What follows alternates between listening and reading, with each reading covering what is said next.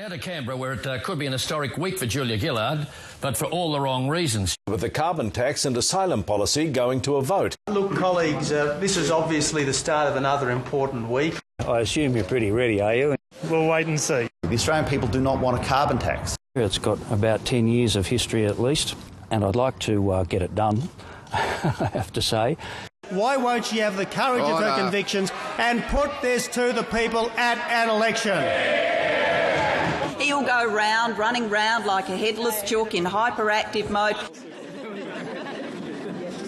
He'll say, I resign. I take the opportunity to seek leave to table some signatures of over 1,200 people in my electorate who have opposed the carbon tax and want to seek an election. I name the honourable member for Indi. I'm not here to, persecute Sophie Mirabella. Everybody makes mistakes.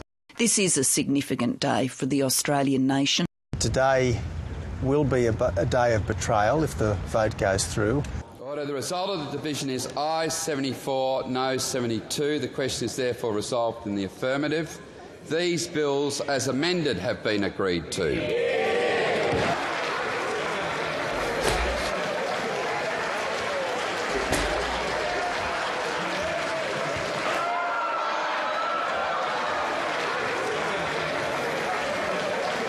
Of the Slogorama, what the opposition branded the Judas kiss. Or more like desperate mouth-to-mouth resuscitation. They celebrated their betrayal with a kiss. It's a great big green day for Australia. Labor to the bootstraps. You are being marooned by the tide of history. What incredibly arrogant presumption from a Prime Minister and a government who are on the wrong side of truth. Tyranny has come to Australia this day.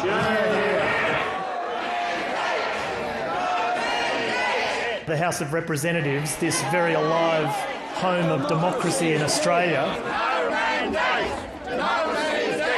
Today's protest reminds Julia Gillard that irrespective of what votes are taken in here, her real problem is out among the voters.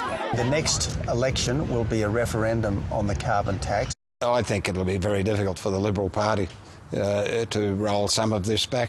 We'll be going to Christmas with a smile on our face. Thanks, everybody. Thank you. Okay.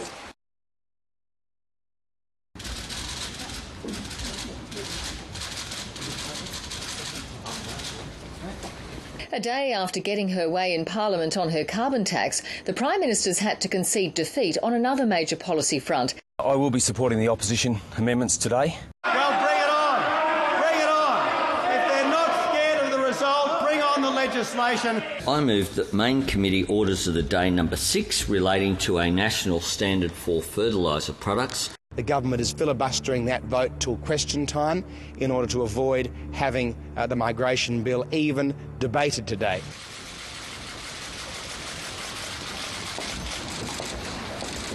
Why is the Prime Minister scared of putting her Malaysian people swap to the vote? It is clear that the migration law of this country will not be amended.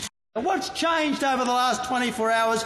The Prime Minister was disappointed. The government is not in a position now to have asylum seekers processed in third countries. What's changed, Mr Speaker? They've decided to fold their tent and capitulate to the policies of the Greens. It's happened because the Greens are here.